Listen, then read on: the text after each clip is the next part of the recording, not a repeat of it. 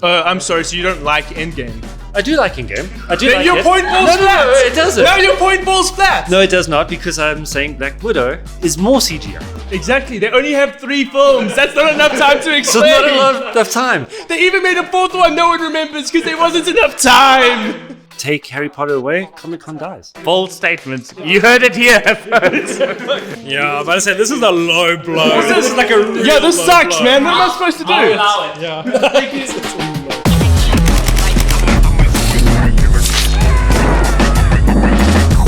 Welcome to this episode of Plot Armor, the show where we fight fair but fight hard to answer questions about the movies you love, hate, or have never even heard of. I'm your host, Vincent Potgieter. Let's meet our gladiators.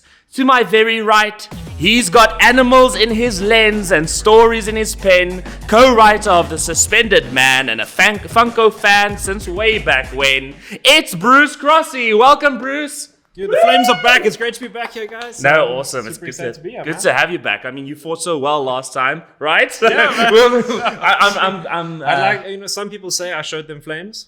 yeah. And I see you've increased the heat because blue's hotter, right? So Only way I know how. that's Only way I exactly know how. I how. can't wait to see what you've got in store.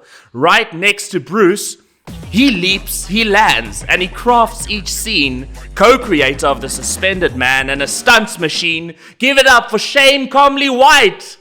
Awesome. Welcome back to the show, Shane. It's great to be here again, and thank you so much for having me back on the set and to try fight my way through. Always. Like This time it's physical, right? Yeah, right, exactly. So as you can see, I'm ready to go. I've put in a few push-ups since the last time. Cool. So I'm going to try to kick your ass. I'm not even fighting, but I'll kick your ass afterwards. This is one of those rare four-way plot armor If episodes. I'm not happy with your answer. Okay, I've just got some PTSD from last time, that's all. All right. And then next to Shane, with D&D dice and a Superman tee, he's a storyteller, host, and full-on geek spree. It's Caleb Jansen. Welcome back. Caleb, Thank we've you, seen your thank face you. a lot, Yeah. but it's good to have you on. This is my couch. Apparently he comes with the couch, and I that's come why with he's the in the episode. So great to see you again. Yeah, no, Bruce is especially It's a real happy. thrill. The B in Bruce stands for boring. No fighting yet. Okay, so this is a special episode because everyone sitting on this couch worked on an extraordinary and highly successful short film called The Suspended Man, which will leave you in suspense if you're a man. So I'm going to let Bruce and Shane tell us a little bit more about it. Yeah, so no, it was sort of a coming together of Shane and I for our first project that we wanted to bring out and share with the world. And Shane and I have been working together on a couple of projects leading up to it. And it was kind of a case of Shane and I saying to each other, what can we do? What are our strengths? And I had written something. Shane had... Shane, I think the most important thing about Shane is Shane's a go-getter. Shane is the person he is the Gandalf to my Bilbo. He gave me the push out the door for Okay, Suspended fine, Man. I'm older, all right, I get it. I've got the long hair. It's not grey yet, so... I mean, I want to talk. But he's the metaphysical Gandalf. There we to go. Gave me the kick out the There door. we go. Yeah. So yeah, it was sort of a coming together of that, and then we sort of put our heads together and realizing that we had zero budget, approached some of our mates and literally zero budget. Yeah, literally zero budget. Approached some of our mates and some of Shane's contacts. And put together a short film that we are very, very proud of. Yo, and can people see it anyway? Yeah, Yep, it's on YouTube. Definitely. We can send you the links for all those. Yo, we'll things. keep It's it in the HST description. Productions. Leave comments on that short film and see if you spot some special appearances. There's some really special appearances. I won't spoil who in the short film. Listen carefully. Yeah, you got to listen to Yeah, very listen carefully. You for might that. recognize some voices. But unfortunately, this isn't a debate show about short films. So I'm going to cut you off now because I need to read us the rules of the episode so that we can get to fighting. The rules are simple. 3 contestants face off over 5 debate topics. Each round runs 10 minutes and the host awards a point to the most passionate debater, the one with the sharpest argument and fiercest rebuttal. After 5 rounds, the top 2 scorers enter the speed round showdown. 5 rapid-fire questions with just 20 seconds to argue and 15 seconds to rebut. The overall winner gets crowned main character of the episode, while the other gladiators fade into obscurity as the extras. Let's address the obvious. We've got some delicious mocktails in the room today, made by Tibadine. Thank you very much, Tibadine. And today, I believe we've got pineapple iced tea, which I can't help but give a sip. No, I do love a good mocktail. That is actually incredible. It's Well one done. C away from being perfect. But it is 9 a.m., so we won't. And this is 5 p.m. delicious. somewhere. That's This is actually delicious. really nice. What I really like about this is it doesn't taste like a cold drink. It tastes like a cocktail without the punch. So that is delicious, and that will keep us quenched. And we are very happy about that. But this is also not a drinks debate show. It is time to talk movie.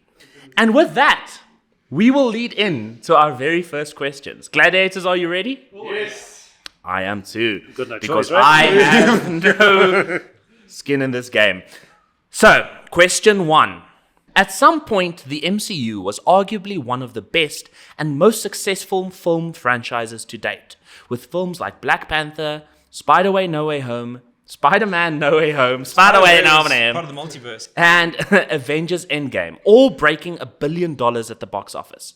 And that's just scratching the surface. But in this present day and age, it's definitely seen some better days, with flops becoming more and more regular.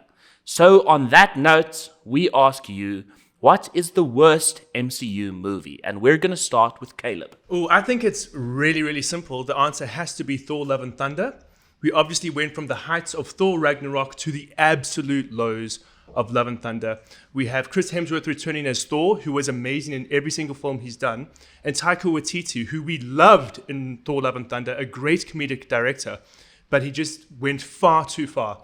This is not just a bad film, this is a laughably bad film that actually makes me like Thor less. He was one of my favorite characters in the MCU, and now I just don't want anything to do with him.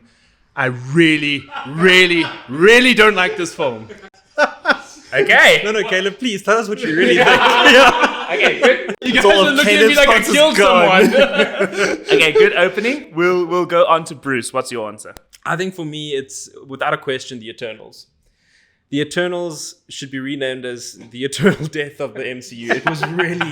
It was rough. And I think the biggest issue, there are several, but I have a lot of issues with this film. I think that this film has no excuse for being as purely unentertaining as it is. It's got a stacked cast, yet the entire storyline feels bloated. It got to a point where Marvel have even kind of retconned half the stuff they did in the film, not acknowledging some of the biggest events that happened in the film that literally changed the world. We have an eternal, whatever the hell the thing is. I've watched it. I've watched probably 3/4 of it. I've fallen asleep twice. I've tried to finish it twice. Haven't been able to finish it. Apparently, at the end of this film, I haven't even seen it. That's how bad I feel this film is. I can't finish it.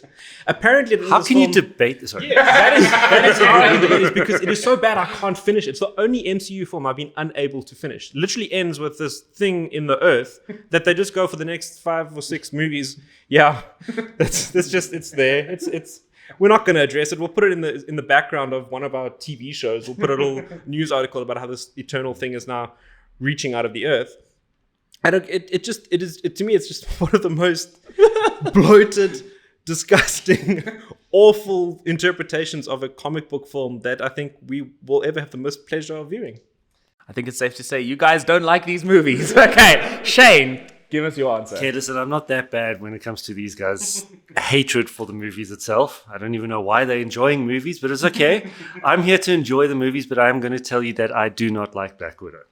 Black Widow to me is, I think it was just a waste of time trying to do a spin-off on someone else's journey and where they came from and all that kind of stuff, and then their family members and all that. It just didn't do anything for me as well. So if you're going to go watch Marvel, you got to watch what the comic books or the cartoons used to be in my day. Yes, I'm sounding old, so tough, screw it. That's why I'm going to win. However, it is all about the family unit of all the different people, not just one section of the little world of Marvel. So that's my argument, and that's why I just didn't like Black Widow. Also, it wasn't that bad. It wasn't that good acting. It wasn't that bad. I get that on I was going to say it was The floor bad acting. is open. I have so All right, much to geez, here we say go. to both of you. I know you do. Firstly, It's okay. you Let's can- just there cut are- him there off are quickly. positives. Okay, so we can continue. There are positives to both of your films. The fact that you haven't finished watching The Eternals, you don't know what happened in the final I didn't need 25% to, of that man. movie. As much as I didn't like the Eternals, the fight sequence at the end shows some of the best speedster You've got to make action it to the end, sequences. Caleb. Find me a If you single cannot film make that it to the tackles end- The thing is, it's all speed as CGI. fast as... If you cannot Name make a it to single the end of a superhero movie film, these days that doesn't I have... know that is the problem. So I do stunts and I love all the fights. And I want to see the action that actually makes contact as and best yet as you possible. dislike probably one of the most action. No, but it wasn't. It was not. I prefer look at what's it called? Endgame. Fantastic fight scenes there, however, again CGI. So all of them are just CGI, and for me that actually destroys the vibe I'm sorry, of the so you fights. don't like Endgame. I do like Endgame. I do Then like your it. point falls no, flat. no, it doesn't. No, your point falls flat. No, it does not, because I'm saying Black Widow is more CGI. Because No, it's more bad CGI. Yeah, it's bad CGI. But there are redeemable qualities So about Black Widow. is. Without Black Widow, we wouldn't Hey, have don't put Florence that Pugh. to me. The eternal CGI fight that you're talking about was crap. Without Black Widow, we wouldn't have Florence Pugh in the MCU, and that's a massive win for the Is MCU. there not a better way to bring Florence Pugh into I'm the looking at the MCU? pros here. I'm looking at the pros here. Let's talk about the Eternals. You want to say, oh, the giant things come out the ground. We don't see what happens. The entire plot of Captain America: Brave New World is around that island. So your entire point breaks But how itself long did apart. it take them to get there? Oh, I'm sorry. And how Have long you are we gonna seen how ignore- real how world long are we governments going work? Real world governments How long work are- that how way. long are we gonna In fact, ignore the if massive anything- elephant in the room if anything, before we actually Brave acknowledge New it? World, if anything. Okay, I've heard a lot from Caleb. I want to hear more from the two of you. I think the point I didn't bring up as well is that it creates a massive plot hole for the MCU. We have these incredibly powerful heroes who looked at tons of events going by and went, nah, I'm not going to get involved. Thanos, nah, not going to. That's hold, and just saw literally half the world get stepped away and we're like, no, we're not going to act. I can it's tell just that you fell asleep retroactively- because they address that in the movie itself. But if you're not going to Your engage point audiences is Surely throughout from the movie- beginning. But you know what? The fact that we aren't talking about Thor: Love and Thunder proves that it is the worst. Okay, Thor: because Love and none of Thunder. you No, can I say want to hear anything. more. my- I want to hear more from both of you about Thor: Love and Thunder. I agree. I think we can all agree these are not good movies. So let's just start off on that basis, right? I had high hopes for Thor: Love and Thunder, and I think your point is valid in terms of it is probably the biggest fall of an MCU title. It goes from Ragnarok, which we were here for, to Thor: Love and Thunder, which we were here for, and then we were not there for it so much throughout the rest of the film. My reason I didn't put Thor: Love and Thunder out, it came to me. It was one of the first questions first answers that came to me. All three of these were all in my mind. The reason I didn't put Thor: Love and Thunder is I think you can actually boil down the issues pretty simply. I think there's far more errors in the other films, or particularly in Eternals. Eternals has got so many problems. In Thor: Love and Thunder, we can boil it down to a director who was given way too much liberty and freedom, and he just let things go. I think that Christian Bale turns in a really good performance as Gore. I think that if you had a director who literally just pulled back a little bit, there was enough there to actually make a good film and go forward. So I didn't put Thor: Love and Thunder as egregious, and as I agree with you, it is a very grating film. It's actually one of the films you sit and you feel a bit like, yeah, it's cringeworthy. You sit there and you feel, and like, but I don't think that's enough from a filmmaking perspective to say that's the worst MCU film, because the worst MCU film was The Eternals is riddled with plot issues. No. director Black problems, Widow is. acting.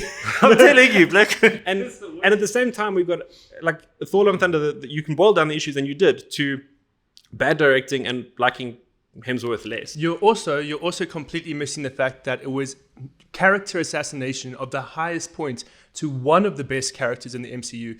It destroys a lot of what the first few films built up. So you have a situation like Eternals, where the character damage it does is limited to one film.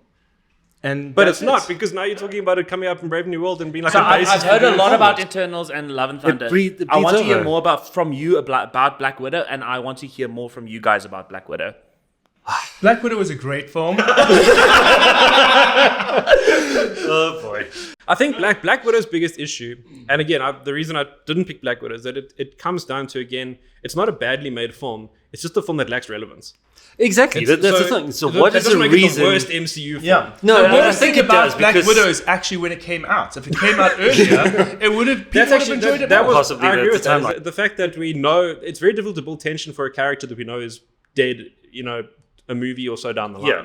The thing is, why do you have to do the spin-offs of all the individuals? Because yes, you could do it. It could be great to see where each character actually came from and their backstory and all that kind of stuff.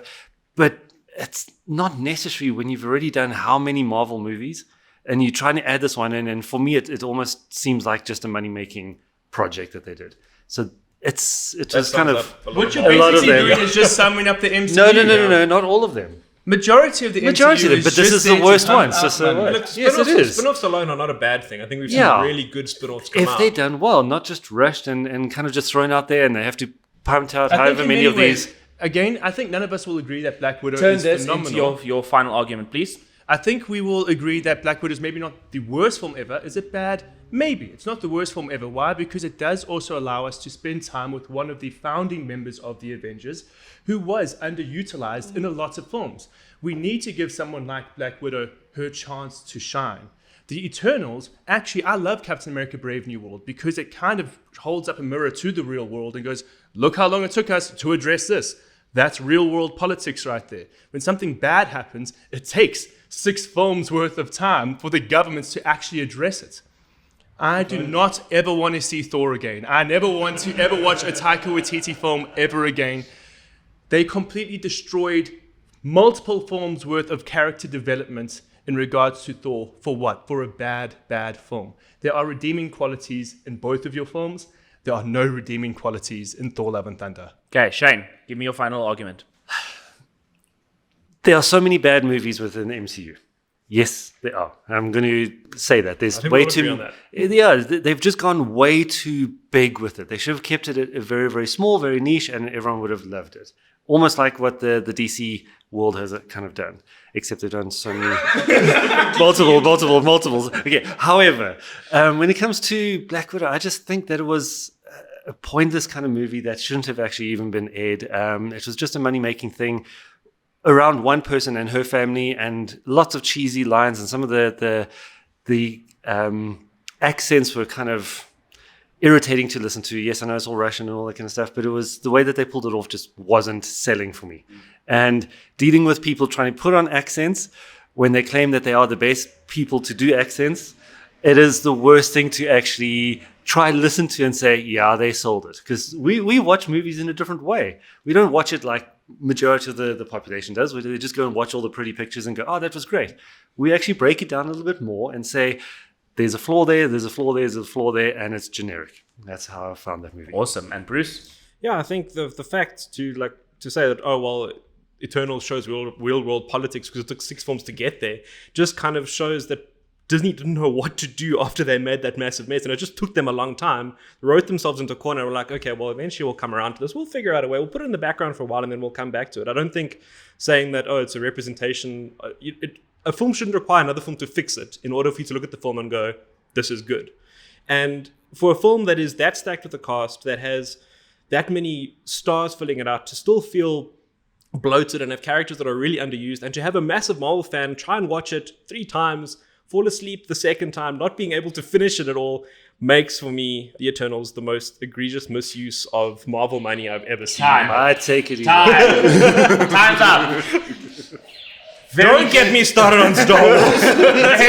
Very good start. I think all of you did a really good job. I'm going to start with you, Shane. I think I like the point you make about the fact that the MCU should bring back smaller stories. The problem is you then went against that very point by complaining about how bad this small story is. So I think for that, you lose the argument on that. Caleb, you had me. You had me close. And here's why you lost me. So I agree with all the points that you said around why Thor Love and Thunder is the worst movie because of the whole building expectations. But there's one thing you said that contradicted your point that made me just not give it to you. And it is the fact that you claim that the reason Thor fails is he's great in these previous movies. Then Taika Waititi comes and ruins his character. Then you said you don't want to see Thor again, but you claim that Taika Waititi was the problem in that single film. So it was a bit too contradiction to me, even though I love the point you made. Like, this is what wanted. I almost gave you the point based on the whole 6 years. That's how long the government takes. I love that point. But I feel Bruce covered all the arguments very well. I don't like that he didn't finish the film. I almost didn't give it to you because of that. It was a bold choice to reveal that. He won because of his pants again. Yes, exactly. There we go. But starting with a sentence like the eternal death of the MCU, You guys had a hill to climb after that sentence, and you guys just didn't climb it. So Bruce, you're gonna get the first point. Congratulations! Yay! This Well is done. I'm angry at you, clap. I'm just gonna say, like, I agree with everything you guys said as well.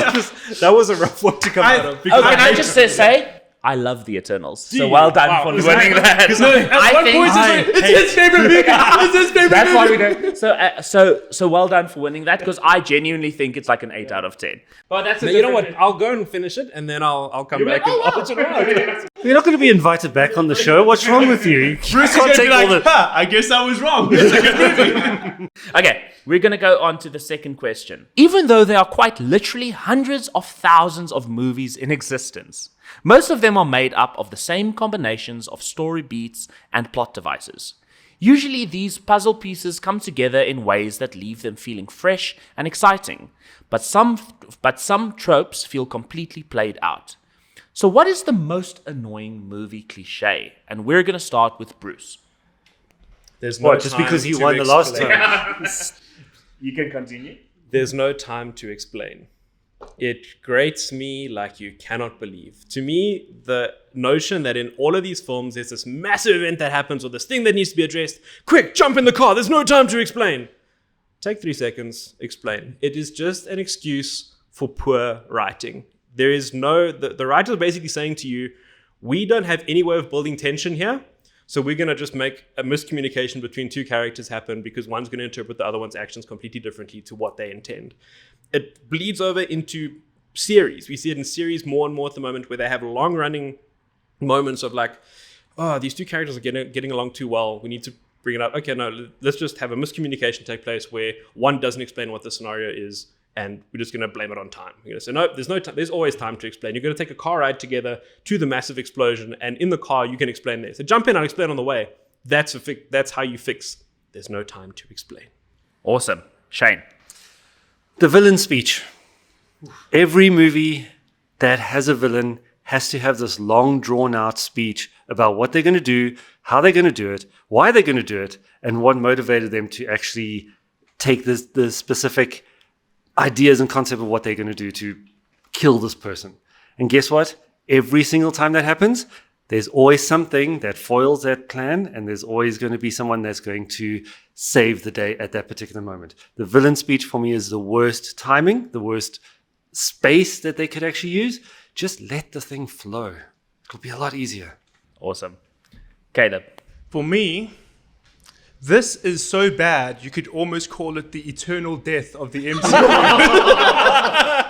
Some say it led to the eternal death of the MCU. But for me, He's just desperate to win. It was all a dream.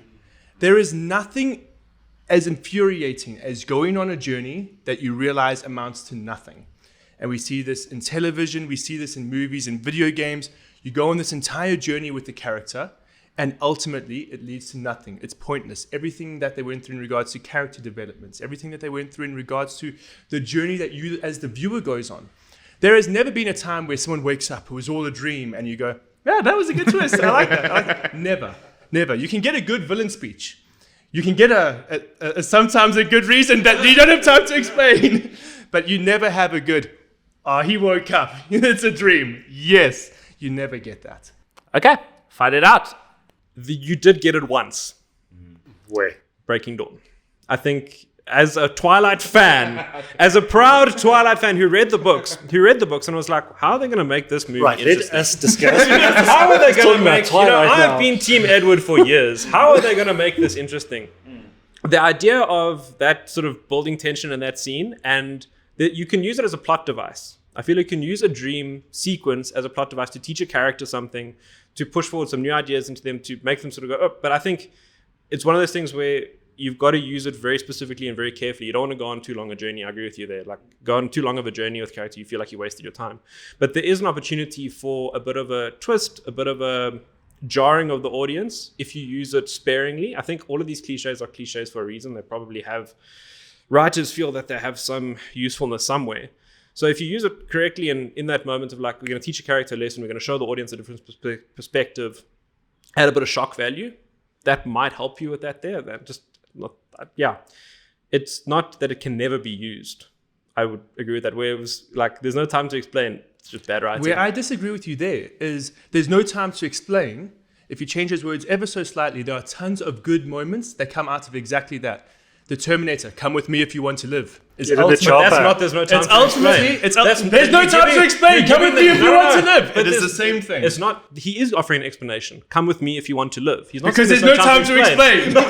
Come with me if you want to live. It gives an ultimatum to the character. It's not trust me blindly for no apparent reason. He's giving them a life and death situation, saying come with me if you Majority want of to the live. time, when someone says there's no time to explain, it's someone who knows someone very well. If I were to go to my wife and go, there's no time to explain, quickly kiss me, she will kiss me. I live in eternal hope.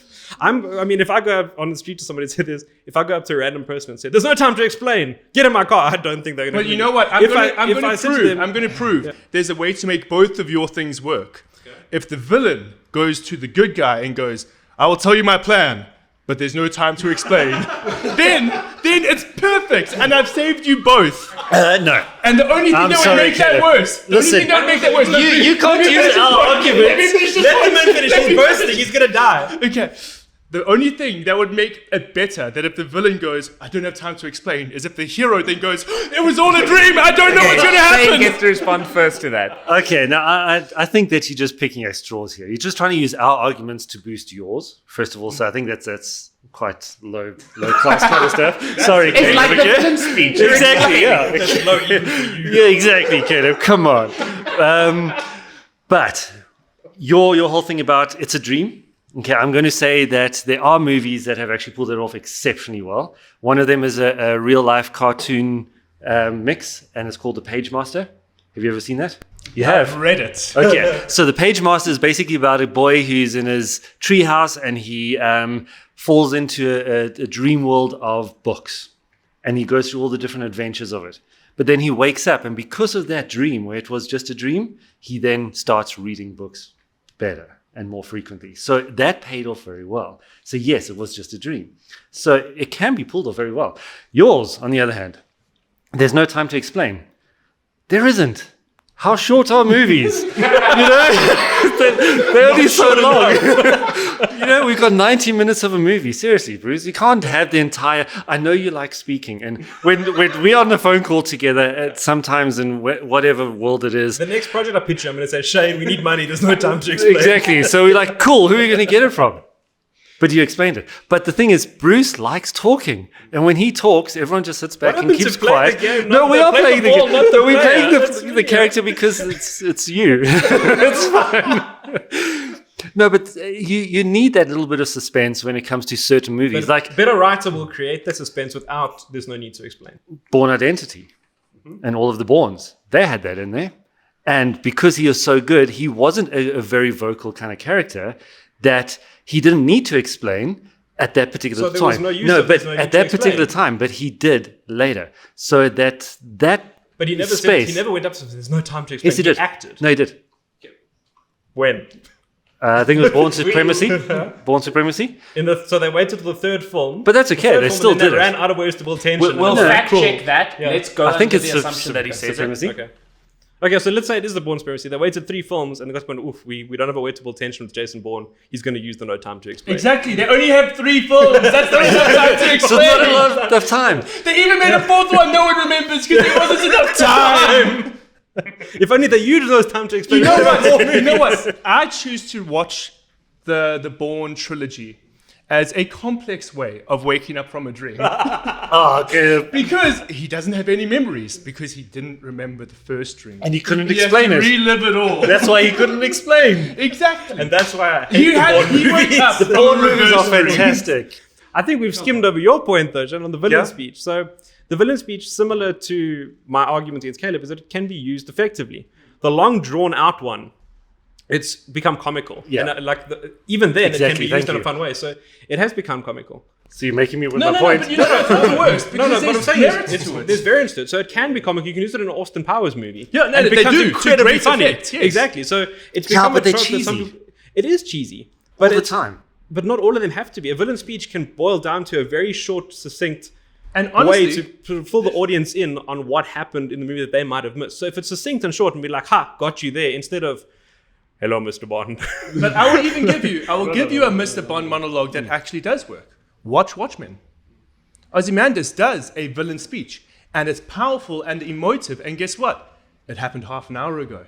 He got to have his moments, and he won. Yeah, fair enough. Brilliant. But the thing is, Shane's response. I just feel that it's become too cliched where it's always the villain speech happens and then the rescue is right in the middle of that villain speech. You can have the villain speech at a completely different time where he's leading up So it to does what have he's a doing. place.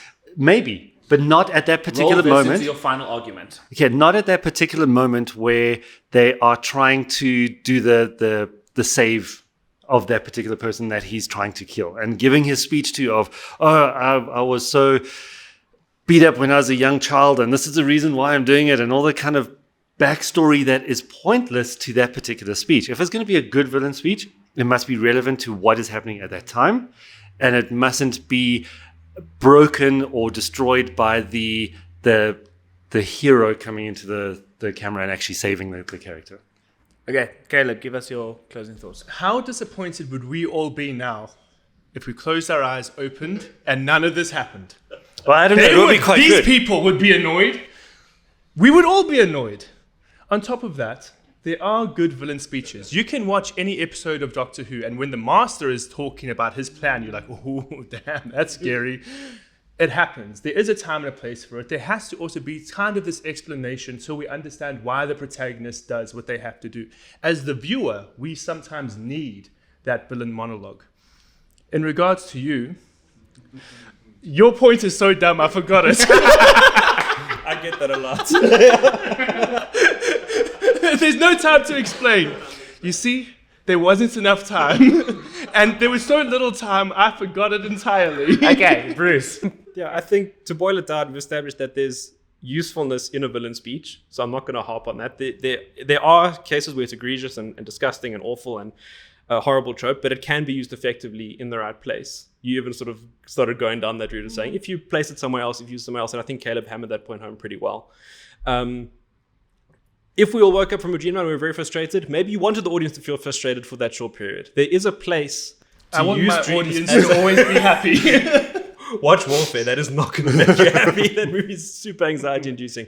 But if you use these other plot devices correctly, there's still a place for them in cinema. Whereas to me, if you're saying there's no time to explain, it is just a pure writers have written themselves into a corner and gone, we're going to create some tension with this cliched line. Don't think this is time's up! Okay, that was great. I really think it was a tough one. That was a harder one, and I was really stuck between two people. I'm going to tell you, Bruce, it wasn't you. Because the thing is, you doesn't like the pants. you brought up some good points. My problem is inherently, I think you were fighting up a hill with the point you brought because, yes, there are a ton of good, but let's fight the argument. I think they succinctly gave good examples of where it was used in a way that works. I think I did fact check. It is used in the Bourne franchise. And as you said, it fits the character and it fit the tone. And sometimes there truthfully isn't time to explain, as they pointed out. Really like the point you made on there are different versions of that with different rephrasings where it works. And that's a good point. And I think ultimately you guys nicely dissected Bruce's point.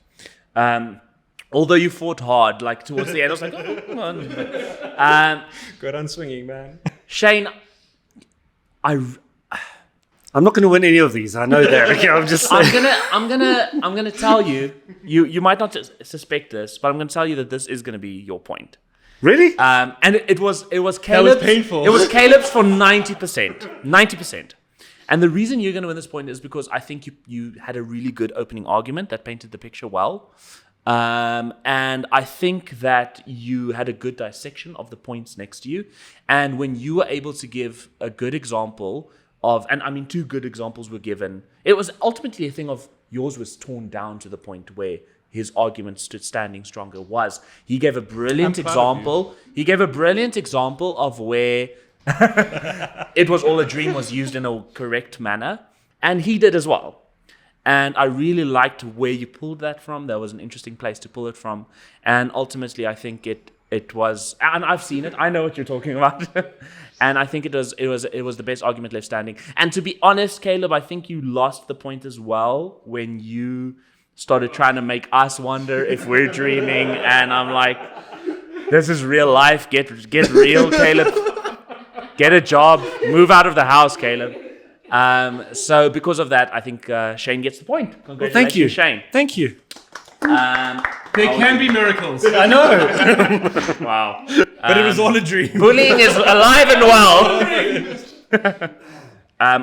You should have said, I'm giving the point to Shane. There's no time to I will be giving the point to Shane, but there's no time to explain. Psych, we're dreaming you, and I'm joking. Imagine. So good job, Shane. Question 3. It seems the only thing that can keep people's eyes glued on a screen more than movies are sports. So naturally, when you combine the two, you get pure gold.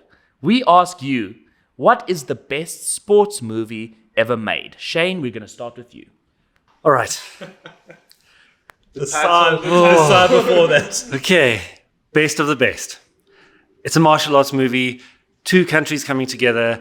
5 people per team. They are battling it out to be the best of the best, like the movie kind of says.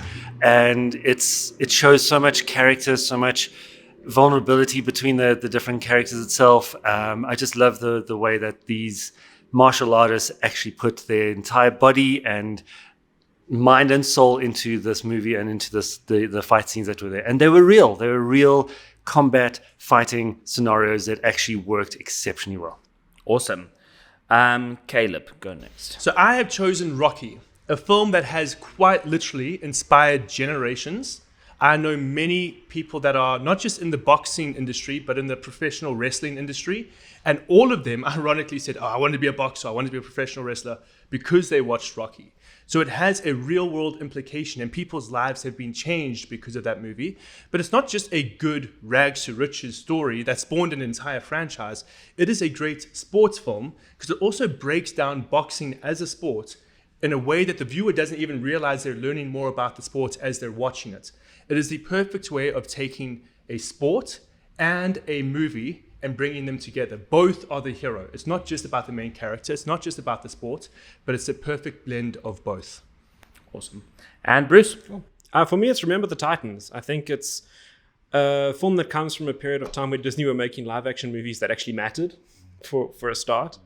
Phenomenal performances all around. I think we have Denzel Washington leading it is just amazing. I think it's a point that Caleb made, but it fits really well with Remember the Titans, is that it is not just a sports story. It is a story that uses a story that uses sports as the vehicle to tell a broader story. The fact that it's based on true events also adds a bit of gravitas to it, and it brings in these different elements that are sort of life learning, life teaching.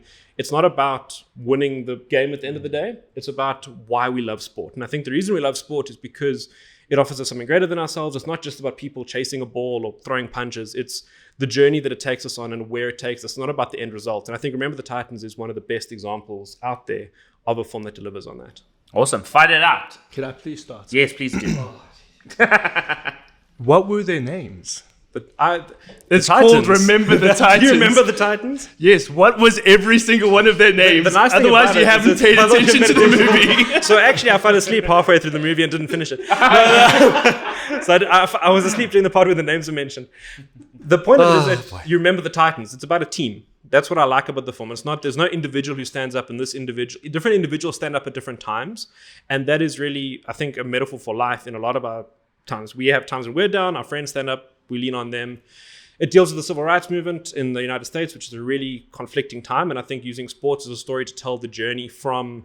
Oh, you see, now he very just wants to difficult win time. because of the political side when it comes to the racial differences between 2 different teams. I'm just stating the facts. It helps fine. us to deal with a very difficult subject matter in a way that is relatable to a lot of people. It's one of those movies where it's like I said, it's not about winning. We have the captain of the side, Jerry, going down, literally getting hit by a car. And his first, there's a name, his first response is not, oh, I'm down, I'm broken. He's like, I looked it up. They got sports for Paralympians. So it's really inspiring. It's not just about winning. It's about the story that it takes you on. It's in a similar vein to something like the way that we all got behind the Springboks in 95, it's that movement in a very small town in the States. You guys better start fighting because you look like you're enjoying his story. We kind of are. I'm about to say, every single point you've raised, you could directly apply to Rocky. You want Same to talk best of about, the best. But we'll get there because you're wrong. Okay? Where am I wrong? This is a debate in my mind. Mine you is are the both best of the wrong. best. So the reason why I want to also say we can elevate Rocky above Remember the Titans is everything you've said about someone being strong when the other one's weak and picking people up. You can say the exact same thing about Rocky, about Adrian, About the chicken that he Paulie, chases. about all of them together. There are moments where Rocky, who is the star athlete, is feeling weak and his wife has to elevate him and pick him up. Same thing. When we watch the Rocky movies, we go on this beautiful journey with Rocky and with Apollo. Enemies who become best friends to the point where they become blood brothers. So you have this element in both films, but I think it's really explored better in Rocky, where you have these people lifting one another up. And you want to talk about the civil rights movement and everything, fantastic. But Rocky tackles some very heavy themes as well. We look at the difference in classes in regards to economics. We look at race as well. I mean, we have an underprivileged white man fighting this incredibly wealthy black man, and there are undertones of racism in there as well. There's a lot tackled in Rocky of very much the same vein. We want to talk about the best of the best. That's Rocky. It's everything Yes and no. Everything, I'll be honest Because with you right Rocky's now, one person, there he's would not a be- team of 5 people. There would be no Who are the best of the best. There would be no best of the best if it wasn't for Rocky breaking that ground. Rocky became such an inspirational film that it not only created many of its own sequels, there are hundreds of films made in the vein of Rocky. Without Rocky, not only is there no Rocky 2, 3, 4, 5, Rocky Balboa, Creed 1, 2, and 3, there is also no best of the best. There is no blood sport. There is no There's a track franchise boxer. of best of the best. That only It goes up exists to- after Rocky. Everything in regards to... I don't even think combat sports, as in UFC and boxing, would be where it is today if it wasn't for Absolutely the wrong popularity there. of Rocky. Because I would say all the Bruce Lee movies were way before Rocky. And I all the wanna Bruce hear Lee more, movies... Shane. And Give me- that's- give me more. Okay, so all the martial arts movies, all the typical kung fu, the Jackie Chan, all that kind of stuff, were because of Bruce Lee, which is way before Rocky. Okay, and then you get people like Chuck Norris, who was even before Rocky as well, because he was in half the BruceLee movies. Now, you can't beat a Chuck Norris movie because it's Chuck Norris. If you You should know watch the that. style of filmmaking, It's completely the different. filmmaking before Rocky completely Yeah, fair changes. enough. Because Rocky it's, is the you got deciding you got the factor West that and the changes East who are fighting or who are filming in two completely different ways. So Bruce Lee is the Eastern world, which is a completely different style of filmmaking, and in my opinion, it's actually better because it's realistic. And the reason why I say that is because, fine, fair enough, Rocky, they did do a contact during their sport, but in all the Eastern movies, when it comes to any of the stunts, martial arts stuff like IP Man or Ip Man, whatever it is, they are actually making contact. So they are real martial artists.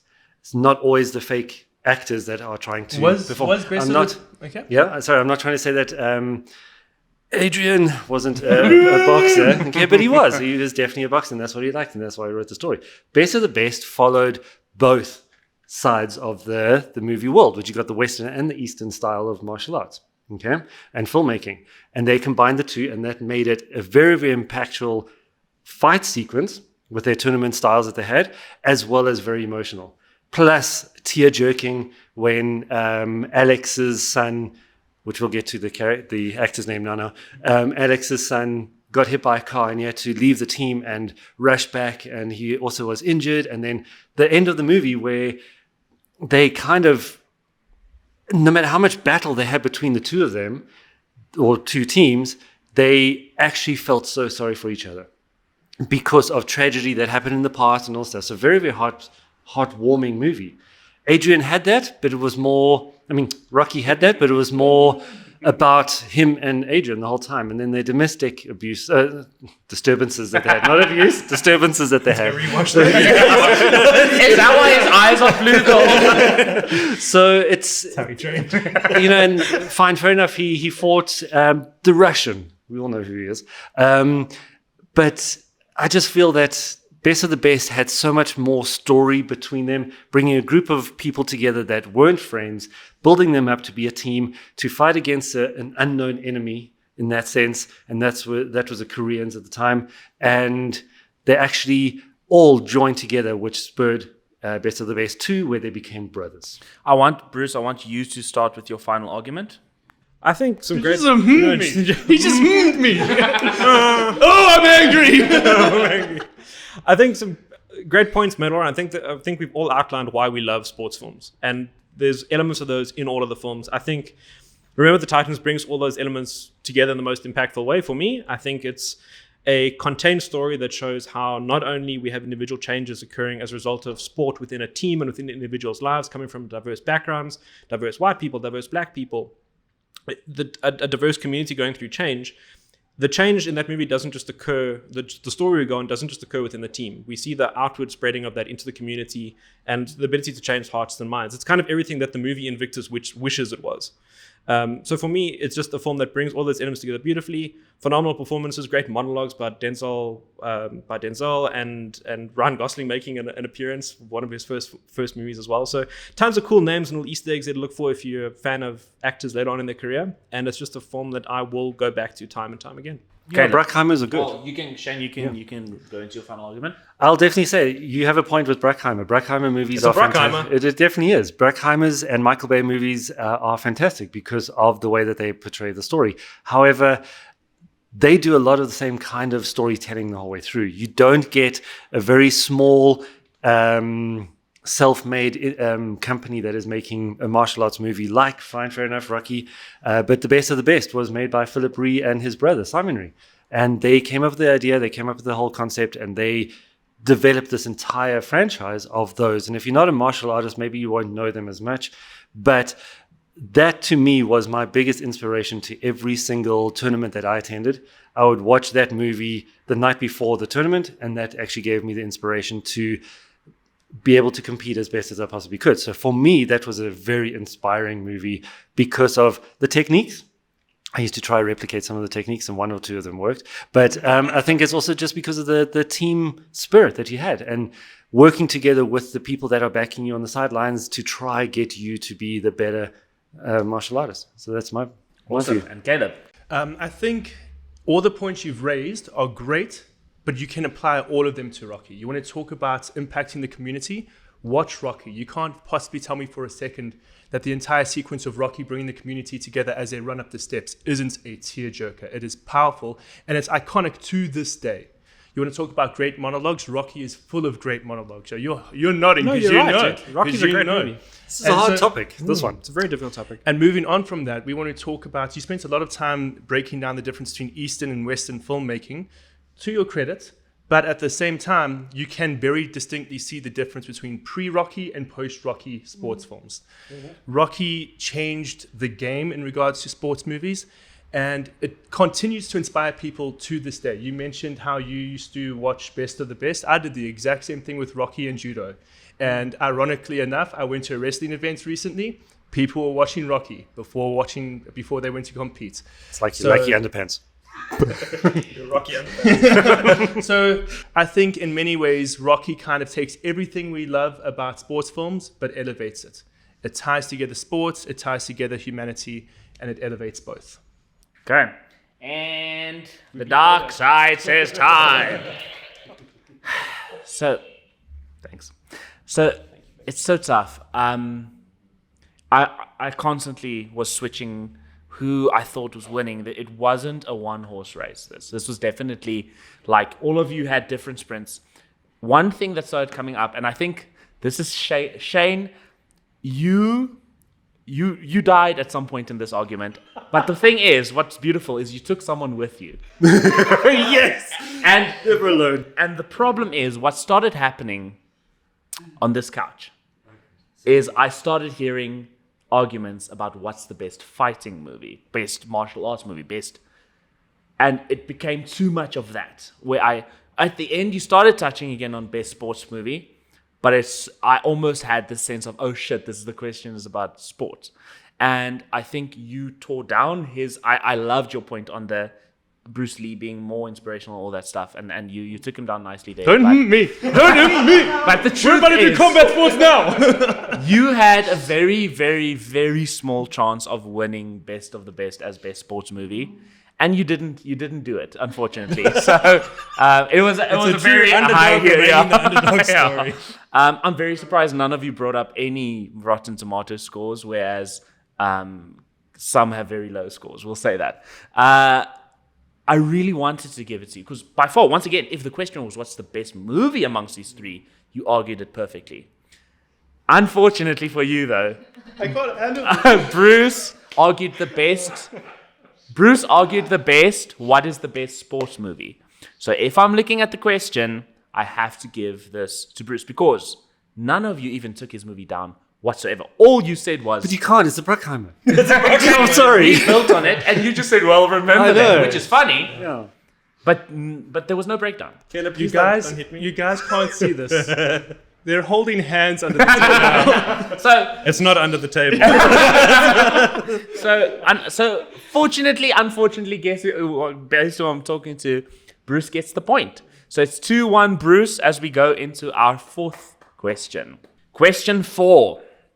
With films like Tron Ares, Megan 2, Avengers Doomsday, Jurassic World Rebirth, and Zootopia 2 all coming out in the next few years, it's clear that producers and film execs like nothing more than the smell of a franchise. But that doesn't mean we want to see them all live on into eternity. So today we give you the power to kill off one franchise to stay dead forever. Which franchise do you kill off? And we're going to start with Caleb. We have to kill off James Bond. James Bond is an amazing film franchise and I love it, but it has the perfect ending. It ends with James Bond dying. How do you recover Spoilers. from that? Yes. If you have not seen a film that's been out for 3 years, A while. then sorry, but yes, the film ends with James Bond dying. And obviously we have gone through periods of time where the actor obviously gets recast.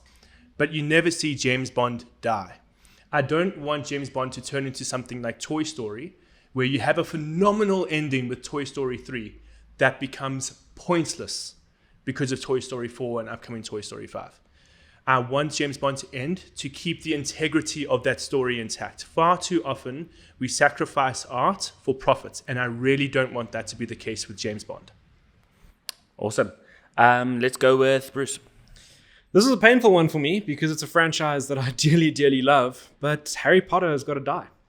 The boy who lived got to die. This is not just a case of me feeling that way. The fans have more or less spoken out. We have had a spin-off of the show go off. We've had 7 books that grip the world. Whether you liked it or not, they grip the world. The movies did the same, to the point where the final movie didn't even have to have the name of the movie on the poster. It just said it all ends, and everyone knew what the movie was. That lightning in a bottle needs to be kept into that bottle. We've seen spin-offs. We've seen now Fantastic Beasts, unfortunately, fail. It was slated as a 5-movie series. They tried it, got 3 movies in and realized this isn't working, and they're having to sort of double back and look at where they're going to go now. We now have HBO coming out with a full series. The fan base is divided, to say the least, on it. And the reason for that is that people hold these movies dear. They are encapsulated in a school term, in the life of a child growing up. The performances are iconic. Characters that are no longer with us, actors who are no longer with us, live on in those characters for generations to come. We don't need to now try and, as Caleb said, try and go and, for money's sake, redo what's already been done pretty damn perfectly. Okay, Shane. I'm going to say a slasher movie. Okay, it's a franchise of horror and blood and guts and gore that is repeated from movie to movie to movie, and that is Saw. I believe that Saw is a complete waste of time. It is. The first one was great because it was a new concept, but then the next ton of movies that they made after that was just the same thing the whole time. You get captured, stuck in a box, you have to figure your way out. And the only way to do it was to what? Saw yourself in half. So it was kind of mind. Half! No way, that's what it's called! Spoiler. There's no time to explain. It's all a dream. Okay. But I just feel that it's yes, you get the slasher fans, you get the people that love all the horror kind of movies, the little bit of a mind trip of what it's like to be in that situation and what would you do. But how many times can you actually try sell the fact that you have to cut your arm off, you have to cut your leg off, you have to take a tool that they've left lying in the room to allow yourself to be set free?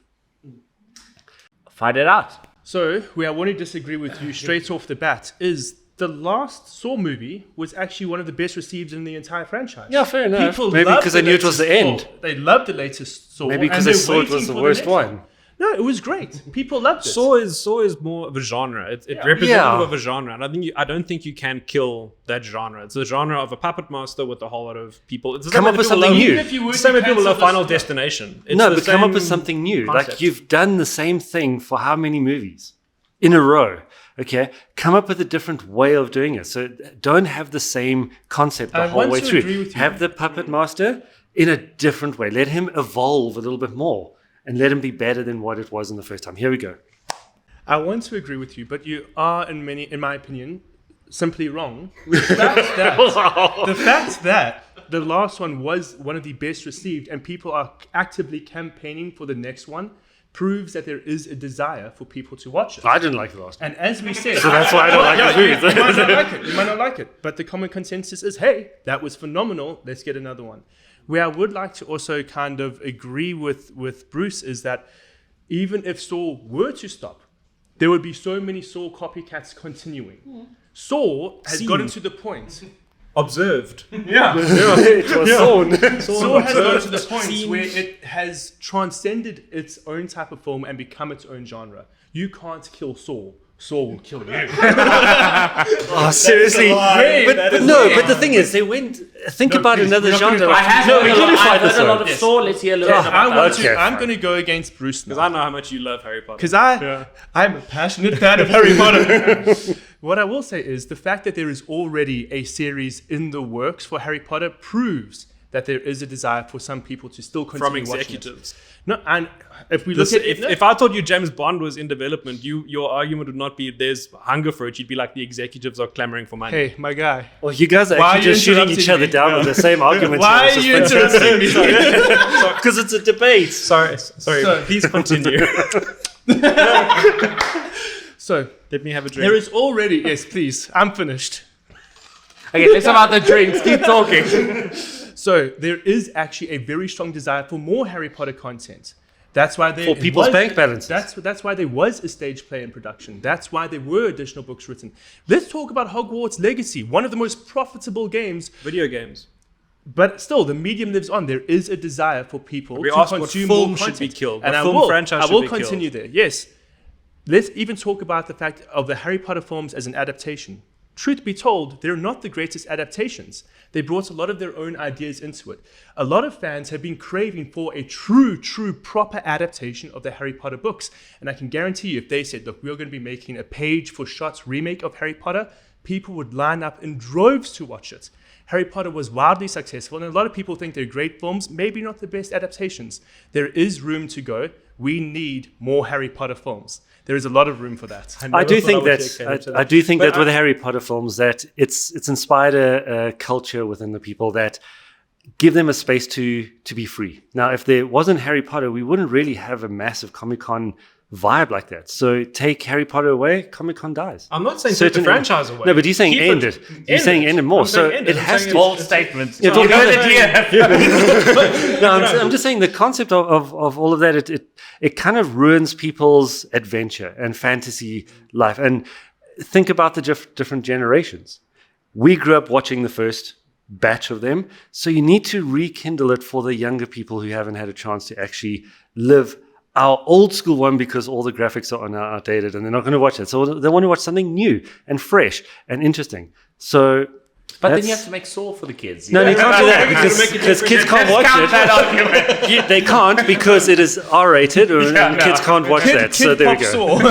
So on that argument of if you stop creating Harry Potter content, the fan base is going to die. That is not going to happen. It will eventually. It They're going it won't, to because we've reach seen it 18, hasn't- 90-year-olds and they're going to die. We've seen it hasn't happened. The same way that people still watch episodes 4, 5, and 6 of Star Wars as the peak Star Wars. The fan base is not going to disappear. Harry Potter didn't come out with a new movie for almost 10 years until Fantastic Beasts came out, and the fan base stayed incredibly strong. Theme parks were built, video games coming out, online games like Pokemon Go being adapted to a Harry Potter format. So taking away, saying, you know what, we're cutting it here, we're not going to make any more of it, it's not going to kill the franchise and the fan base. The fan base for the Harry Potter books and the films that have come out is incredibly strong, to the point where they just built new theme parks in the United States and had to incorporate elements from the original films because they came out with the idea of, let's make it Fantastic Beasts related. Not so well received. People aren't clamoring Okay, for but more you're Fantastic Beasts and for saying more that spin-off films it from Harry must Potter. stop. It must die out now. I'm saying you must But stop yes. creating new content, preserve what's there. But yet they're It's making really- new content in a live format. Yes, as part of a journey. But the film franchise doesn't continue. You're not going to continue to make it. You're going to dilute the franchise and the brand. How to do you the point get where it becomes the unrecognizable. Make excitement this your of final argument. Okay, how do you get the excitement of a genre if you're not giving more content to the people that are wanting to consume The it? same way that we had Star Wars episodes 4, 5, and 6, Which continues. held people, but people are angry about it. But it's still Have you seen the continuing. Star Wars community? Caleb is sitting very Yeah, happy okay, over there in the corner. Caleb, you start your final argument. Let's pause them. Okay. None of us very have gone down happy. James Bond. I'm No, we very didn't get happy that. that none of you gave me a single reason why I James didn't Bond. get I was it. I'm about defending to. myself. I was You can about do that to, in your but then final Okay, cool. Yeah, we'll but get then there. we were But shut what down. I will say is, the fact that you guys have had time to try and come up with an idea as to why James Bond. So I think I'm very confident in that fact. And what I would like to say is there is so obviously a desire for people to continue watching Harry Potter. There is so obviously a desire for people to continue watching Saw. People are still clamoring for it. So what? No, I'm just I was laughing about at him. to say He's something. so desperate to talk, but it's okay. Go. People are actively campaigning for both projects. You can simply Google it and you'll see it. Don't fact check me. So Name your source. what I would just like Google. to say is, for artistic integrity purposes, we all agree that James Bond should remain dead. We don't all agree on that. Okay, Shane, then you continue. Okay, with I your- don't agree that James Bond should be killed off, and the reason for that is because being killed off. no, James Bond himself maybe, but did he really die? You never actually know, because in every movie, every single place where Sort of dream. he was bombed or whatever, so he never actually really died. This could just be part of the spy world that happens. Now, there's so many movies that have tried to do a spy franchise. Bourne Identity is one of them. Remington Steele's one of them. There's multiple ones. James Bond has been the thriving one out of all of them. So why do you want to tell the rest of the fans that have loved James Bond, my mom's one of them, and say to them, sorry, there's no more James Bond. You can't have the good spy movies anymore. They are fantastic movies because it takes you out of reality and you can live in a world of fantasy of intrigue, suspense, whatever else it is, and you enjoy it. So let it thrive. Same as Harry Potter. Let it thrive. But Saw, no, it must die. Okay, Fast. Ruth, give me your final. Okay, so my statements. final. I'm gonna just Here we sum go. up. Harry Potter should stay as, for artistic integrity purposes, it needs to stay as it is. Now I'm gonna You go only for James brought up Bond. artistic integrity now. No interrupting, good sir. No, enjoy. What a good over.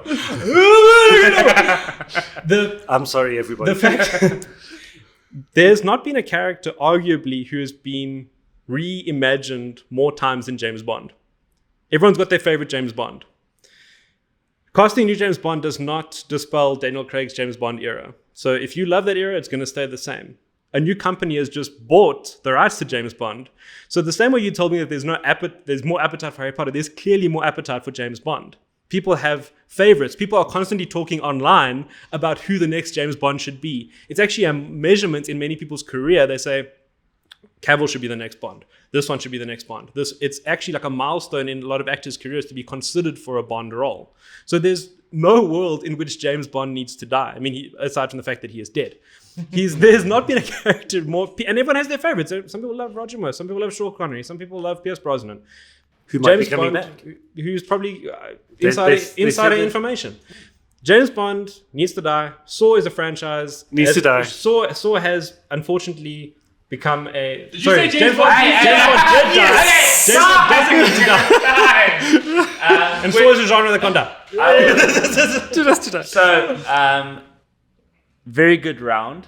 I think it was, I must say, my favorite line from the episode so far is, take away Harry Potter and Comic-Con die. So, despite the fact that It's not happening. you've given me my favorite line from the episode so far. The point can't go to you because they gave really good reasons as to why it should live on. Bruce, I think Shane especially gave really good reasons as to why Harry Potter needs to live on, and I think you yourself in stating In my heart of hearts. Yeah, you stated certain things that kind of argues for why it should live on.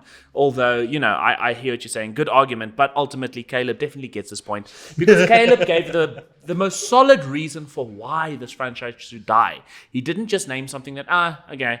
He gave a solid, concise reason for it, and it fits nicely. And I mean, all of you did, but his had. I want to confirm you have given me the point. Yes, you were. I hope we never get another Harry Potter movie. I don't like Harry Potter. Okay, so that's Caleb. But you love Hogwarts Legacy. It's a good game. So you give me more games. It's Don't give me okay. more movies. It's okay. It's Sims for Sims for Wizards. You could just play Sims 3. yeah. Last question number 5. Here we go. And I remind you, It's 1-1, right? no, it's two for Since when did he get Bruce, 2? No, he's had to and the whole one time. each. That's because you're holding his name. Shame. One of us has to be the Yes. sacrificial If, lamb. if Bruce wins this one, then you guys are gonna have to break the tie. But so let's see what happens. I want to watch that. Okay. Question 5. There is nothing that will leave you more shocked and in awe than seeing the talented faces of the industry that are without a single Academy Award win. And although the list might be longer than we have time for today, we ask you, which actor is the most overdue for an Oscar win? And we will start with Bruce. This is an incredibly difficult one. I think, as you say in the opening there are a plethora of actors out there who we feel are underrepresented. And award season is always contentious. It always seems to swing one way than the other. And for me, the person who's been on the wrong side of that pendulum every time he's been nominated has been Ralph Fiennes. As an actor, he's been nominated 3 times. He has not won. Are we talking the Oscars, of course, for the Academy Award? For Schindler's List, he was missed out. For The English Patient, he was overlooked. And most recently for Conclave, the one I think he probably should have won for, he was, or most strongly should have taken home the win. He was overlooked once again, to a point where several of the Academy voters, as reported by Variety and the New York Post, did not vote for him because they thought he had already won for Schindler's List.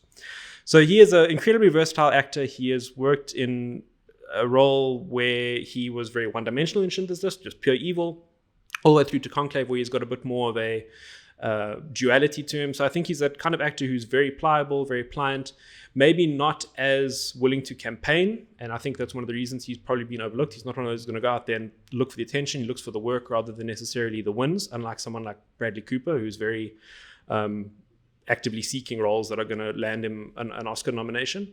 Whereas I think Ralph Fiennes has just been consistently churning out good work for a very, very long period of time and has been overlooked to a point where some people even thought he's won when he actually hasn't. He is a very good example of that shock factor as like, how hasn't he won? Awesome. Caleb. I would have to say Willem Dafoe. He is an exceptional actor that has been able to play such a variety of roles that he brings new life to everything he does. And many people look at him and they're blown away by his performances, not only because he can do the extremes, but he can do the subtle as well. You watch something that can be more of the playful, happy-go-lucky, chew the scenery performances like you get in Spider-Man, where he's Green Goblin. But then you can get some of the more grounded performances that he gives in things like The Lighthouse or even Boondock Saints. He is an actor with so much variety, with so much range, and you know that no matter what happens, every time he is on screen, you're going to be entertained or you're going to be mortified, you're going to be scared, you're going to be happy. He is an entertainer, but more importantly, he's also an artist. And I strongly believe that he should get his due sooner rather than later. Okay, Shane. The person I'm going to choose is someone who is one of the most underrated actors out there. He's now 79 years old, if I'm correct. And he's played in so many movies. So I think just because of lifespan of his career, he is due for something exceptionally good. And just a little bit of a spoiler, he was on our movie, our short film, so he has to win. Yeah, he has to be that this good. is a low blow. Yo, this sucks, man. How am I supposed to do I'll this? allow it. Thank you. And I'm going to say Eric Roberts. Eric Roberts is an actor who is a fantastic guy. spoken to him personally, so I'm just going to put that out there, throw out a couple names. He is such a nice guy, but he takes on all the bad roles. And when I spoke to him, I said, "Why do you always do Bad this?" roles as in like All the bad character roles, not bad roles. Okay, he says it's because he loves acting. Acting is his life. He doesn't really want to go out there and chase the trophies and chase the awards and all that kind of stuff. Even though he's been nominated for quite a few, he has a passion for his craft. And what he wants to do is entertain everybody else while he has a chance to live out his childhood dreams of being everybody else. So in my opinion, I think it's Eric Roberts. And I have to ask before you guys start fighting, does Eric Roberts know you're fighting for him today? not yet. He better. I'll make sure that he watches him a this little again. something. Okay, fight. Okay, where I'd like to start, I'm going to do a quick pa pa pa, pa pa, and then you guys can go. But Vada Kedavras. as much as we all really appreciate I think we all agree Eric that Roberts. Eric should win. Eric, He was I love not you. only was he overlooked for his nomination in 1978 for Runaway Train. He was overlooked for The Suspended Man, which Yes. to me is the most egregious. Exactly. Is, The fact that we didn't get a nomination for Suspended Man voiceover work, ridiculous. I know. Ridiculous. There we Okay, go. so Shane gets a point. But where I'd I like cede to- my what- time. What I'd like to add on from that is the point that you raised when you started was that he's overdue for it. Someone doesn't deserve an award just because they've been doing something for a long time. And that sucks to hear because we know we can go our entire life, our entire career pursuing something and not get it. But that's the Yeah, reality but if they're of the being situation. overlooked the whole time because Just of, because let's you've say, been doing family something politics. just because you've been doing something for a long time doesn't mean you should be rewarded. Yeah, but That's I think the reality. I believe Where that I he would was... like to go on Okay. for fire shots you. at me now. I You said, take yeah, I'm it. doing my Yeah, quick that's a quick shots. fire. Quick fire. Where I'm going to go you don't for have to you. drink. You said from the very start that he has one-dimensional performances. You said I did not say that. You said one-dimensional. I said he character, played a one-dimensional. I said he character. played a Yes, one-dimensional I tried to character. pull a quick one on you. In Schindler's, I don't think he should have won for Schindler's List because it was a one-dimensional character. It was nominated for it. That's not the one he should have won for. He should have won for Conclave. Do you where not he think played a that bit an more. actor could take a one-dimensional character and make it work? Not if that character is pure evil. Look at the Emperor in Star Wars. That's a very one-dimensional character. It's pure evil. Yeah, that The could work. character If you when you look at the Emperor, if you're playing an accurate description of a Nazi who's running a concentration camp in the Second World War, I think there's only so much you can do with it. Caleb, you look like you're setting something up. Knock it down or pass it on. Tee it up, and I feel like I've teed you up. Now you can take the swing. I disagree with you. Well, that was powerful. That was so I powerful. just want to do my quick, Yeah. so you guys can carry Okay, I want on. to hear from the rest of you. Eric, we love you. Oh, no.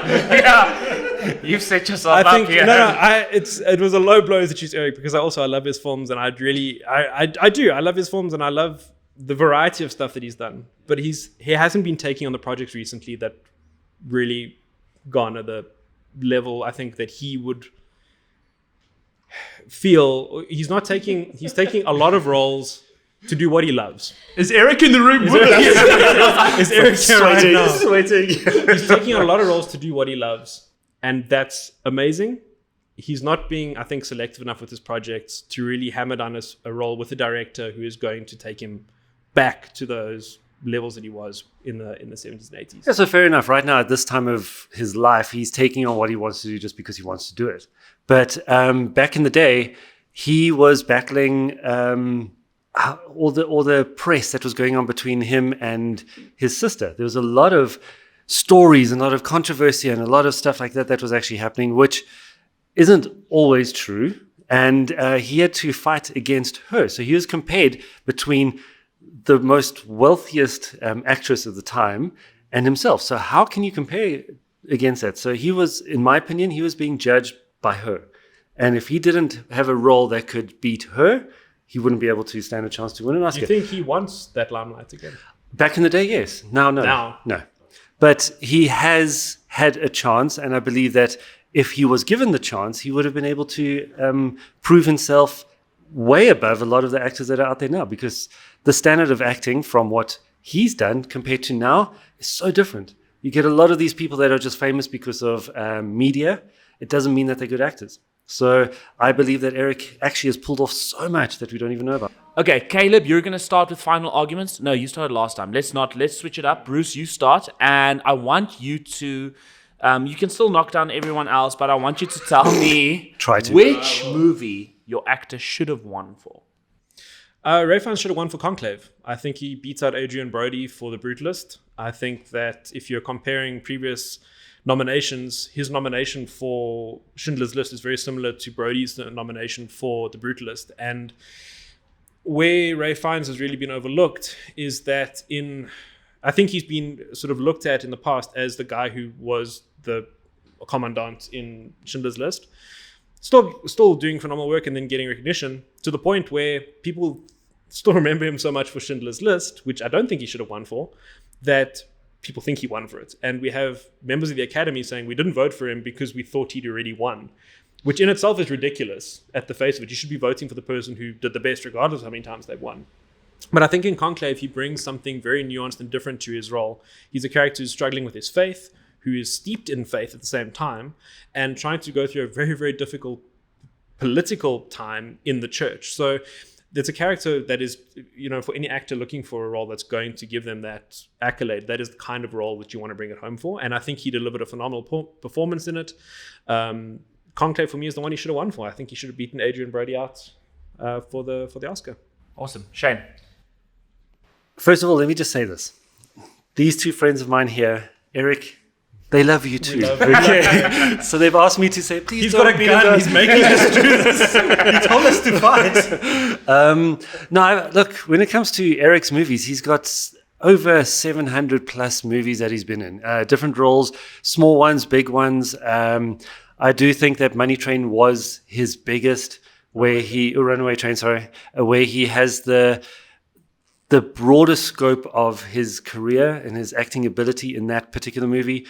If you haven't seen it, go watch it. It's an incredible movie to watch. Yes, it's old, but I just don't think he had the backing from the public, maybe from all the people that vote for the roles itself. I just feel that he might have been kept back unjustly, and I believe that he's definitely got the ability, the capability, and the skill, as well as the heart that goes with it to have won that particular award or anyone else after that. Awesome. Caleb, finish it up for us.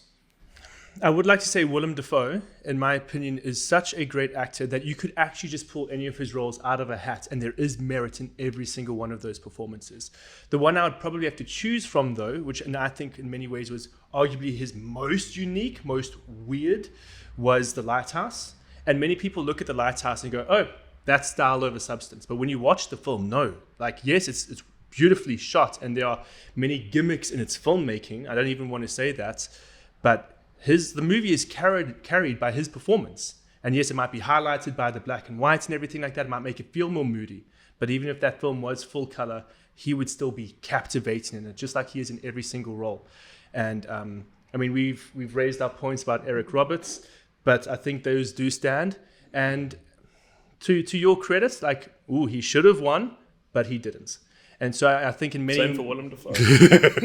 But I think in many ways, shapes, or forms, Willem Dafoe gives a much larger variety of performances and has never turned in something that is weak or, for all intents and purposes, one-dimensional. Okay. Awesome. Darth Vader says time. I like how Darth Vader waited for us. Yeah, this time he was very, very he was considerate. polite. He's more like... He wanted to know. He's more like... Good guy Vader. No, this is current Darth Vader that kind of just waits till the end of the movie or game to just kind of show up. What? And say, For his villain speech? Yeah, there's no time for it. So, I really liked that. I think it was a little bit of a stacked argument in the sense that you guys were so scared of taking it down. But that being said, as much as you guys did tiptoe, I think you gave enough to take down Shane's argument. He's a great actor. He's not going to like that you called him 10 years older than he really is. He's 69, not 79. Sorry, Eric. I have to say. But you are correct that he's done actually over 800 movies, which is incredible. I think he's got the record on IMDb for the most films. And he's still... I have heard that somewhere. So, and he's still one of the highly ranked...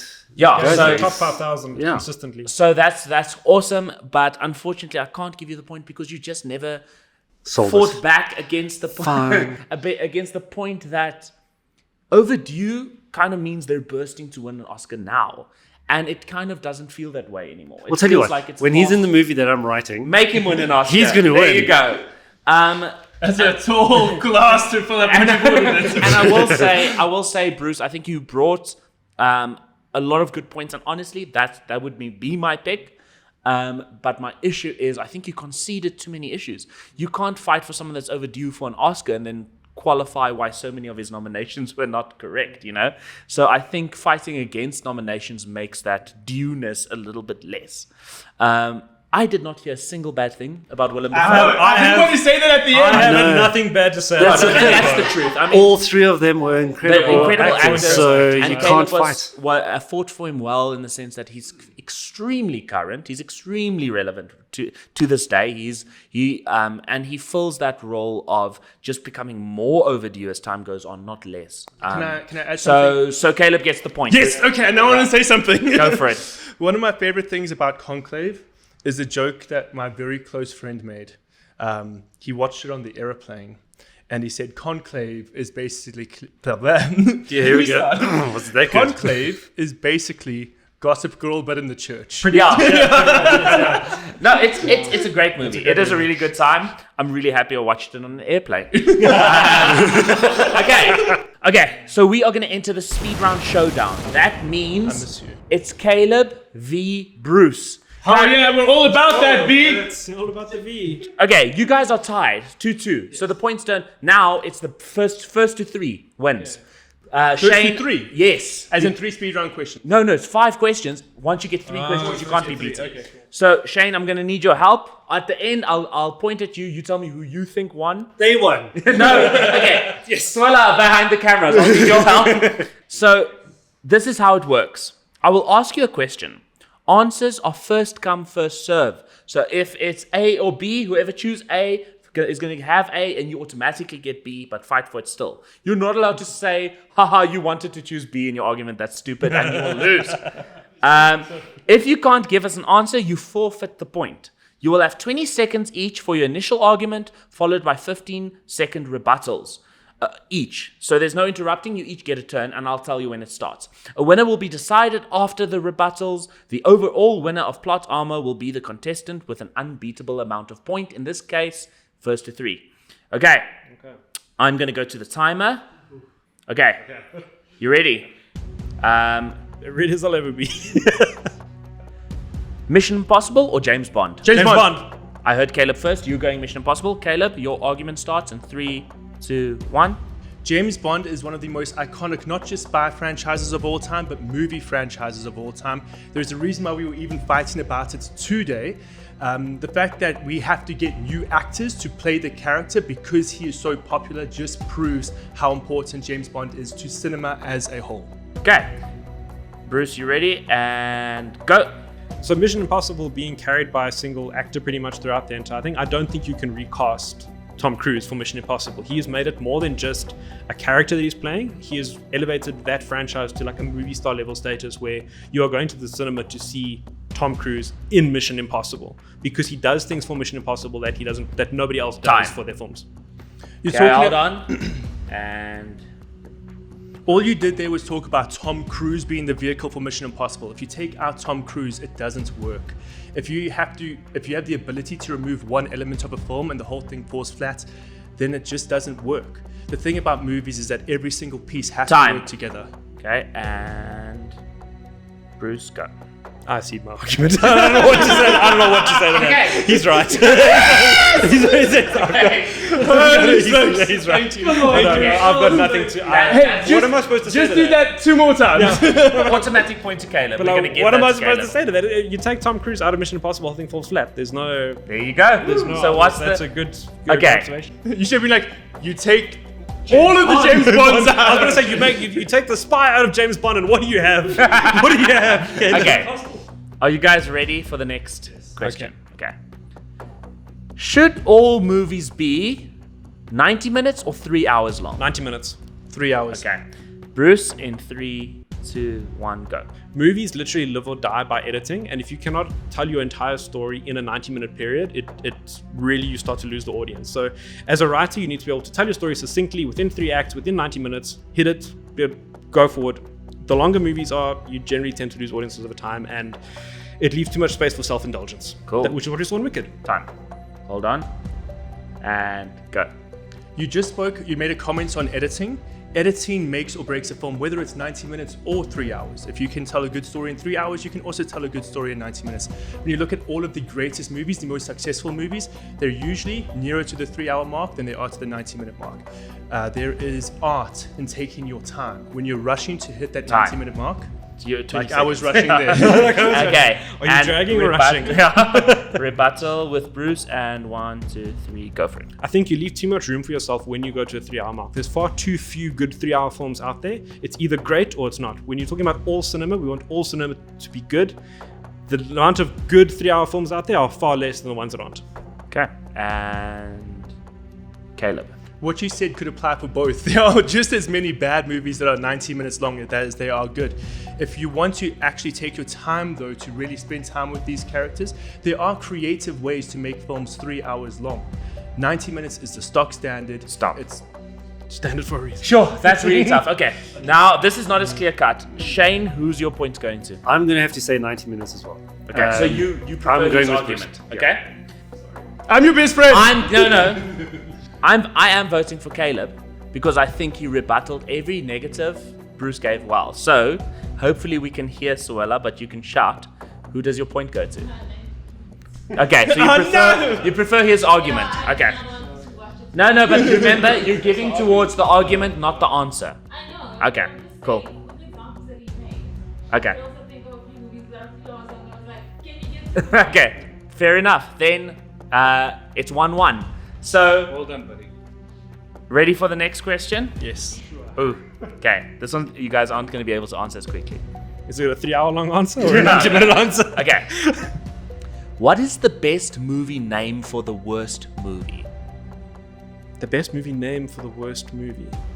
So the contrast between good name, The Crow. bad movie. Good name, bad movie.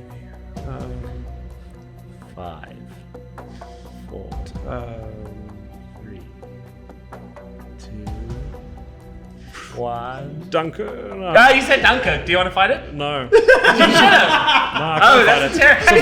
It's a great movie. It's a phenomenal movie. It's a bad name. Okay. Exactly. It's a great movie. It's a Christopher Nolan movie. It's a great Okay, movie. you I said see you the said point, no, yeah. you don't want to fight it. No, I'm not fighting. Automatic Yeah. point to Caleb. Thank you for giving me these Also, points. he loves The Crow. I don't know. The second one sucks. Yes, but okay, is it called the second? There's a new one.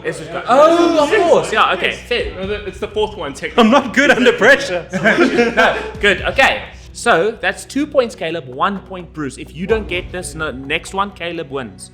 Okay. I need to pee real bad right now. Okay. You ready? He doesn't plug his mic. This is a quick one. You guys are gonna have to quick answer. You ready? The Rock or Vin Diesel? The Rock. Dwayne Johnson, The Rock. No. I heard him first. You're arguing Vin Diesel. Bruce in 3, 2, 1, go. Never thought I'd be arguing for The Rock having range, but he's got more range than Vin Diesel. He's got a bit more comedic timing than Vin Diesel. He does play that sort of big badass role. He's able to do that. Vin Diesel just doesn't have that. Vin Diesel plays the same role in pretty much every movie he's in, where The Rock has a bit more comedic timing. He can go action, he can go sideways, whereas Vin Diesel just goes, I'm Groot, and earns a lot of money. Cool. I don't know what going sideways means. I don't know. I was just. I'm sorry. I knew the clock was going, and I didn't know what to It's do. good, And I had it's to good. say words, and Nothing wrong, it's I all just very thought that stressful was and very pressurized. And 3, 2, 1, go. I actually want to credit Vin Diesel. He is actually a good actor. The reason he's able to portray a lot of the same roles is because he does it very well. But you're actually taking away from his credibility when you forget that he is actually a bona fide voice actor. He does I Am Groot very well. He also did the Iron Giant. People forget about that. He does a lot of things very, very well. He has range. He has just Time. unfortunately been typecast. Okay. And you're going to do your rebuttal in 3, 2, 1, go. I don't think that as a voice actor, I'm Groot. Any good voice actor will be able to do that. You can't separate him as a as having range because he can say I'm Groot 40 different ways. In terms of him being typecast, he has been typecast, and that's for a reason. The Rock has been less typecast because he sort of made that kind of transition. Okay, hold on. And Why am I speaking so quickly and weirdly? 1, go. You're forgetting about roles like the Iron Giant, but on top of that, The Rock has been typecast more than anybody else. To the fact that he wears the exact same color shirt in every single movie. There is nothing redeeming about The Rock. That is why his movies are failing, even when he tries to do something new, like Black Adam. Time. My point is based on if you can tell me what color shirt it is. Tan. Okay, no, it's not. I lied. I just wanted to know. Yeah, I'm like, I don't know what kind of shirt it is. Shane, I'll go to you. Where does your points lie? Okay, so I'm going to dissect it a little bit here. Okay, I'm really sorry. This is not an insult to either of you guys, but anybody can do voiceover work and it's proven. No, I'm just joking. Wow. I'm just joking. You're trying. Just because it's No, let's hear doesn't mean it's not hear hurtful. Shane's point. I'm definitely going to say The Rock. The Rock has done a bigger range, and Vin Diesel is known for something that I've spoken about in the past, which is Fast and Furious. And he's done the same character for how many of those? What, going on to 10 now? So just confirming, because we always choose the argument over, but that is the point. I'm going to go for Bruce. So I agree. I think Bruce gets the point there, simply because I don't know what the hell you're talking about with your tan shirt. But, and I liked your effort, good effort, but range isn't two What characters. did you do? So yeah. Does he really wear a tan shirt and everything? He basically wears a tan. No, sit down. Sit down. Fact-check this. That does not. Even if he did, that's not good enough. So He's typecast to the point where his wardrobe has been typecast. Maybe let me he's thinking of his tattoo. are you? I'm thinking of the fact. Go, look what Oh, he yeah, wears. I believe you. Wear It's what he fine. wears in Jungle Cruise. Look at what he wears in Jumanji. Look at what he But wears he's in. playing. He's a Rampage. safari character in both of He those. plays a safari character and everything. Okay, In so Fast and Furious. I'm asking now. Are you angry that we've come down to a cool epic showdown at the very end with the last question? Yes, I'm very angry. Caleb's always angry. Okay. That being said, this is a yes or no question. Okay. Always say yes. That's the rule of improv. Yes. Yes, and. Are you committing to No. it? Okay. No, I'm not. Okay. Should movies stop using post-credit scenes? Yes. Okay. Were you No. gonna say no? I was gonna say yes. Okay, but said you're no. Okay. Bruce, you're gonna start in 3, 2, 1. I think there's far too much of a reliance on getting people to connect your movies. If you can tell a contained, you need to focus on telling a contained story. And if your story is not able to be told without a post-credit scene connecting to something else, it's probably not worth telling in the first place. Cool. 3, 2, 1, go. Post-credit scenes can be used to progress a plot, both within a film and extended media, but can also just be a funny little moment that people can enjoy. In regards to progressing the plot, that is actually seen in the recent film Sinners to beautiful effect, but on top of that, it is sometimes just a good joke that can be used. Think about the Pixar films when we see the behind the scenes. Stop. That's technically a post-credit scene, but it's a lot of fun. Time. Rebuttal for Bruce in 3, 2, 1. I think we shouldn't conflate post-credit scenes with bloopers. Those are two completely different things. And what we see in that, where it's fun and for the audience, is a blooper, not necessarily a post-credit scene. In terms of progressing the plot, you should be doing that during the film and not relying on a bit at the end of the movie with the few audience members that remain to actually see it. You Cool. need to make it integral to the film. And 3, 2, 1. I think what you're doing is trying to take away creativity. Yes, the post-credit scene in many ways can be seen as, a bit of a cash grab, but in many ways, if you still watch many films, not just the MCU, end credit scenes are used to almost be a love letter to those who watched the film Time. and stayed through the credits. Okay, before I say anything, because this determines the winner, I want to hear from you, Shane. Who do you give the point to? I'm going to say, this is hard because they're both friends of mine. Caleb looks like he's sweating over there, Shane. Just I know. put that into- I know. Shane, you haven't said me once I'm yet. actually going to say I can't give a point because both of them are valid. Okay. So I So cannot. you're conceding He's your ability, abstaining. okay? I cannot give to either of them because they both have Okay, good valid so points. it will then come down to me, and I have a clear winner in mind. The winner of this episode of Plot Armor is your very own Blue Flame, Bruce Crossy! So the reason I'm giving is because, first of all, you took down his point and half his argument with the bloopers. That is not a post-credit scene. A post-credit scene is something that happens canonically inside the story. Biggest problem of it is that he stated that connecting a plot device at the end of a movie is a bad idea, and then you just went on to name plot devices in different, like for the plots. I'm terribly sorry. So- I had 15 seconds. And in those 15 seconds, Bruce has won. So we congratulate you, Bruce.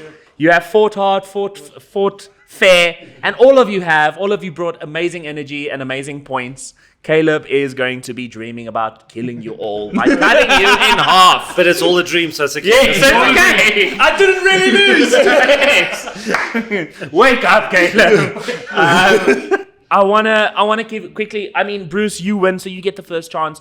Give us a quick shout out. Tell us what you're busy with, what you want to plug. The floor is yours. Yeah, so thanks so much for having me on the show. It's been awesome to be back here with you guys. It's always a ton of fun chatting and debating with some of your best mates out there. So thank you for having us on the show. And yeah, I'm currently finishing up my PhD, so that's one thing that's going on. But on the side of that, I'm running my social media platforms on What's Popping, so you can follow me there for movie reviews, event reviews, celeb interviews, that kind of stuff. And yeah, check me out there, and I will hopefully find you guys on my platforms. Awesome. And Shane, tell us what's going on. Again, thank you so much for having me back again. I don't know why, because I keep losing. But anyway, it's all part of the fun. I suppose you need a loser. I am in the process with Bruce, with Caleb, making our own movie because of the stunt team that I run. And we are trying to just give everybody the opportunity to showcase their abilities and everything. So as soon as the movie comes out, it's called AA. Please look out for it. It's about assassins, not alcoholics. No, but you can't say... Oh, that's the whole point. We'll edit that out. I'm just joking. It's not. Don't worry. But the whole idea is to boost people who are trying anything that they can to just get their art, get their products out there. And yeah, these guys are chipping in every possible way, and everyone's coming together perfectly well. So that's what we're doing. That's and my awesome. YouTube channel, just a quick one, is also about movie reviews and interviews with international and local actors as well. So if you want to hear me droning on for much longer, go watch that. Awesome. No, that's awesome. Shane fights some celebs online. Yes, that's all we want to They see. give you an answer you don't like. That's not what I just want to take this chance to thank all of you again. Thank you so much for your fighting. I want to thank God for making this possible and giving us an awesome opportunity to do this. I want to thank Tibadine for the amazing drinks. As you can see, definitely, glasses those are were empty. amazing. They were delicious. And lastly, I want to thank JR Art and Design for these amazing Incredible. Look at that. pictures. The that he likeness is drew. uncanny. There you go. Look For at character drawings, go check him out. And that's us. If you love movies, then you know where to find us. See you on the Battleground every other Monday. Bye-bye.